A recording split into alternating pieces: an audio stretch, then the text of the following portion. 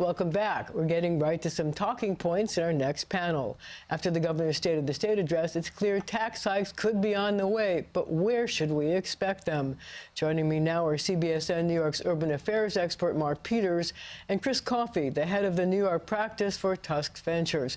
I want to just go a little bit back and talk about bail reform first. You know, there's a big development this week because Carl Heastie, the the head of the Assembly, says he's against any changes. So should there be change? Shouldn't there be change? Go ahead, Mark. Well, there certainly needs to be change. There's certainly almost every other state that's had the kind of bail reform that New York has also had a provision that allows judges to assess dangerousness and to keep people detained where it's clear they will present a danger to the community. And we're already seeing, just a few weeks in, the consequences of judges not being able to do that in New York. Chris. So I think we'll see. I mean, just because the Speaker Heastie said that he's not going to change anything doesn't mean that he actually won't change anything. Posturing. There's got to be a little bit of a budget, a little bit of a dance on this.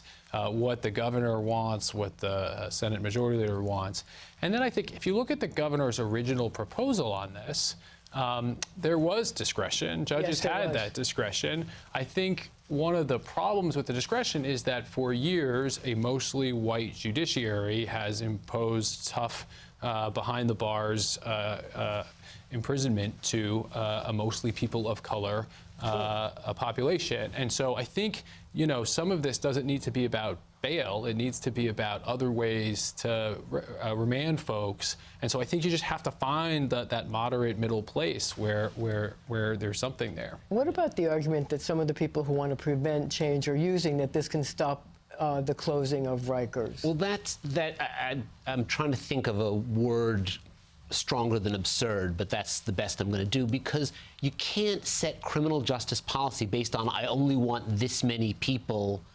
incarcerated. The number of people who need to be incarcerated is whatever the number of people who commit crimes. But the problem is that by closing Rikers, they've only allowed for 3,300 spaces. Chris, doesn't that limit how many people can get bail?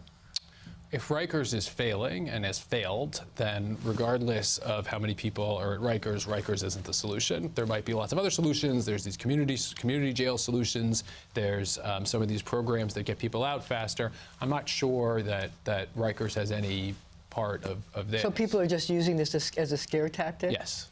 Yeah, I think that's right, and I think clearly if it turns out that there are not going to be enough beds in the new facilities, then you need to redesign those new facilities to have a sufficient number of beds to keep New Yorkers safe. So let's change topics. The governor wants to ban repeat high-sex offenders, sexual predators from the subway.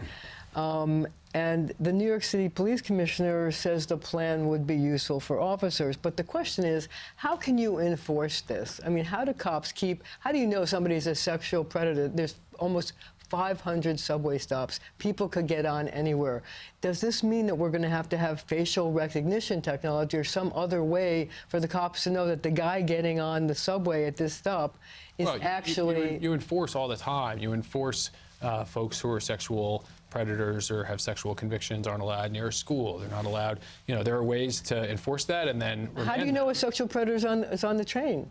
I don't know. I mean, I mean, wouldn't you? I mean, how will a cop? So the big question is this. So, okay, you pass a law. You say, if you've been convicted of so many sexual crimes, you can no longer take the subway for 3 years. That's the law. Okay, fine. So, you know, Joe Blow gets on the subway. How does the cop enforce it? Do you have a Metro card? You know, there's all sorts of parole measures that you can take to find out whether someone is obeying their parole or obeying the law, the rules of their confinement. The problem is it's going to be virtually unenforceable, and there's a real disincentive. Unless you have facial recognition technology. Even with facial recognition. They can't get people to use credit cards to get on the damn train. They're not going to. Facial recognition is like 2016. Yeah, I completely agree with Chris. Facial recognition technology is not anywhere near ready to tackle everybody getting on the New York City subway. That's simply not. I don't even want the MTA to have facial recognition. God knows what they would do with it. If they have money to spend on this, they should make the 2 train run on time. Yeah, as a matter of Then why technology, it's pass a not right. law that says somebody who's convicted of so many cases of being a sexual predator or whatever can't take the train for 3 years when you can't enforce it? I mean, that's what you're saying. You cannot enforce Right, it. and as a matter of law enforcement, you shouldn't go around passing laws that you know you can't enforce. So you're saying this is just cosmetic, trying to appease whoever they're trying to appease? Well, it's a great line. It got a lot of applause when we were all watching the State of the State. But as a practical matter, it's just something you can't do. Don't we think that there's a way that this will keep people from using? I mean, I think this would scare folks to not do the thing. If you think you're not going to be able to ride the subway if you're sexually, and if that stops 5% or 10% of people that are groping people, doesn't that make it worth it? I got to say, most sexual predators are not thinking about that. If they were thinking about the penalties, they'd be thinking about the more severe penalties of going to jail. And what they're really thinking about is, like, what are the women who are going to be on the subway like, and what can I do to them? No, Wouldn't you just like sexually harass someone somewhere else? Or would you just grope them? Like, I don't mean to be, but like, I think if it's a deterrent and it stops people from doing this in a way that then it might be worth doing. I don't know. There's much reason to believe that would be a deterrent to having people. People who are going to be sexual predators are going to be sexual predators, regardless of whether we tell them they can take the subway. But then we just let them do it? No, absolutely not. And but this gets to a broader question. We take away people's online access. We don't let them near a school. Because those are much more easily enforceable. How is going near a school enforceable?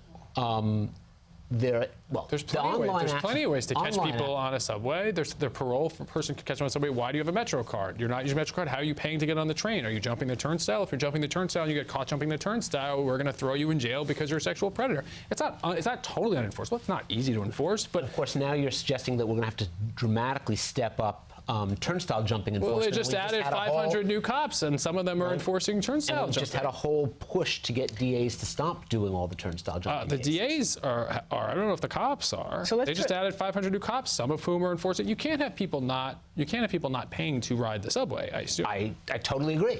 I just want to I want to get one question in about the budget at least. Can we expect tax hikes this year to close the budget gap?